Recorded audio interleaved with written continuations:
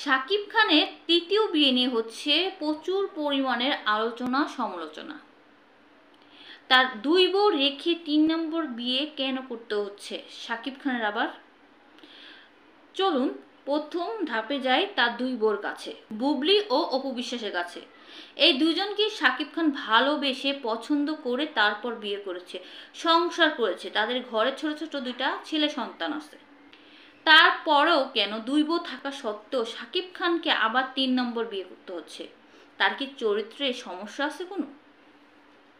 আসলেই না। এই দুই বউকে নিয়ে সে সুখে শান্তিতে সংসার করতে চাচ্ছিল, কিন্তু এই যে দুই বউ অপু বিশ্বাস এবং বুবলি, তারা চায় না। তারা যখন যেখানে সময় পায় সেখানে কামড়াকামড়িতে লিপ্ত হয়ে যায়, শাকিব খানের মান সম্মান নিয়ে টানাটানি করে। এমন পরিমাণে টানাটানি করছে এখন তার মান সম্মান ছিঁড়ে দুই টুকরো হয়ে গেছে।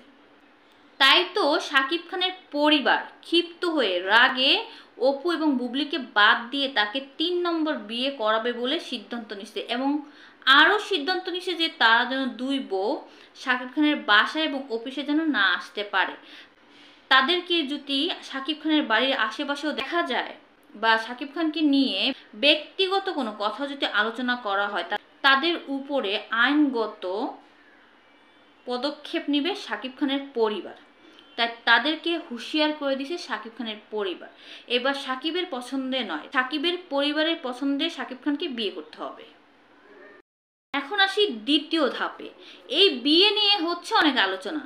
সেই আলোচনাকে বাদ দিয়ে সাইডে চাপাইয়া তার দুই বউকে যখন জিজ্ঞাসা করা হয়েছে যে শাকিব খানের তো বিয়ে হয়ে যাচ্ছে, তো আপনাদের অনুভূতি বা ফিলিংসটা কি? তার বড় বউ অপুর কাছে যায়, সে তো হেসে হেসে গোলে গোলে বলছিল যে শাকিব খানের বিয়েতে নাকি সে শাড়ি পরে নাচবে। নির্লজ্জ বেহায়া নাকি? স্বামীর বিয়ে হয়ে যাচ্ছে সেদিকে কিনে সে কান্নাকাটি করবে, সে নাচবে। অনেকে বলছে সে নাকি নির্লজ্জ বেহায়া। আসলে একদমই ঠিক না। দ্বিতীয় বিয়ে যখন করে শাকিব খান তখন সে অনেক ভেঙে যায়, তাই মন থেকে শক্ত হয়ে গেছে। তাই তো সে হেসে উত্তর দিছে যে শাকিব খান বিয়ে করলে তার বিয়েতে শাড়ি পরে নাচবে।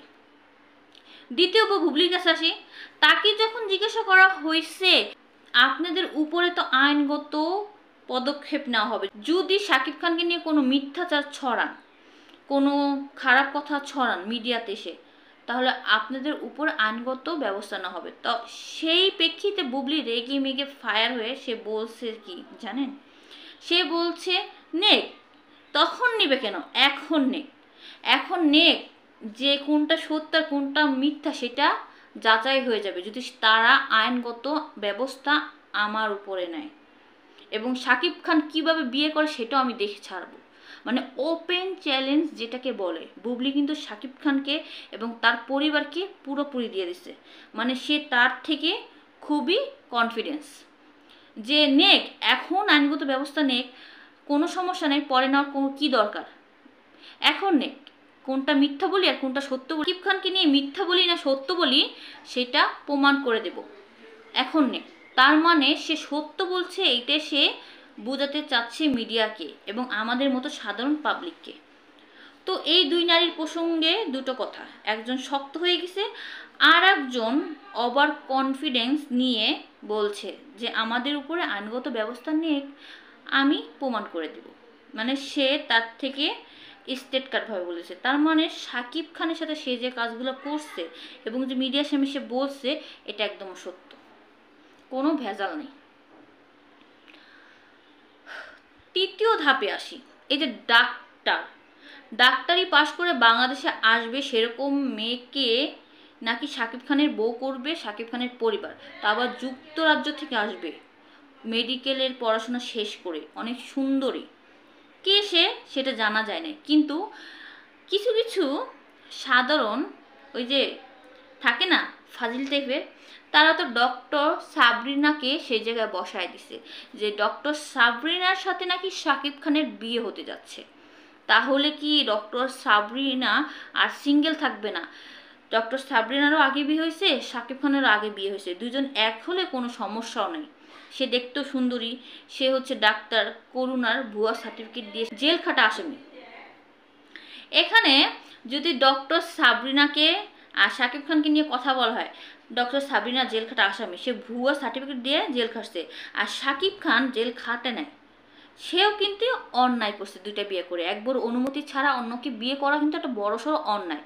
তাহলে সেও এক পদের আসামি, তাহলে দুই আসামি একসাথে হবে, মানে এটা আমার কথা না, জনগণের কথা, সাধারণ পাবলিকের কথা, যে দুইজনেই একই ক্যাটাগরি, ভালোই হবে দুজনে যদি বিয়েটা হয়। এখন আসি আপনাদের কাছে, এই যে তিনটা ধাপ আপনাদেরকে বুঝায় শুনে যে বললাম, এর ভিতর থেকে কোনটা আপনাদের কাছে ভালো লাগছে সেটা নিয়ে অবশ্যই আমাকে কমেন্টে কমেন্ট করবেন। এবং আমার এই ভিডিওটা যদি ভালো লাগে আপনাদের কাছে, তাহলে বেশি বেশি করে শেয়ার করে দেবেন, যাতে সবাই দেখার সুযোগটা পায় আপনার ধারা। আমার পেজটাকে দয়া করে ফলো করে রাখবেন, আর যদি বেল বাটনটা অন করে রাখেন তাহলে তো খুবই ভালো, পরের ভিডিওটা সবার আগে দেখতে পাবেন। আর আমি মন থেকে দোয়া করি আপনারা সব সময় ভালো থাকেন, সুস্থ থাকেন, এবং আমি আপনাদের কাছে দোয়া কামনা করি আমার জন্য। আল্লাহ হাফিজ।